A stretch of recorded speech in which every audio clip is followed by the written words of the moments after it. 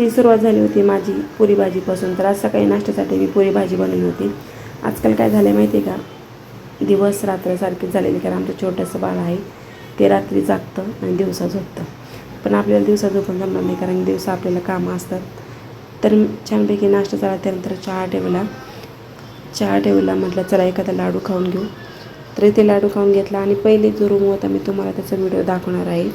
तर single room होता, तरी पण मी त्या रूममध्ये 6 वर्ष काढले, कारण परिस्थितीमुळं माणसाला राहावं लागतं. तर आमचं छोटंसं बाळ आहे ना, तर स्वामी समर्थांचं जेव्हा जप चालू असतं ना, तुम्हाला पुढे मी क्लिप टाकलेली आहे बघा. तर इथे चहा माझा झालेला आहे. चहा आता घेतला मी, आणि हा होता रूम. तर इथे मी 6 वर्ष काढले. छोटीशी क्लिप काढून घेतली होती जेव्हा मी रूम खाली केला होता तेव्हा. तर आज संध्याकाळचा सकाळी बेत होता, आणि आमचं छोटंसं बाळ आहे 12 दिवसाचं. आणि जेव्हा स्वामी समर्थांचं मंत्र लागतात, मंत्र चालू केल्यानंतर बाळाचं रिॲक्शन असतं.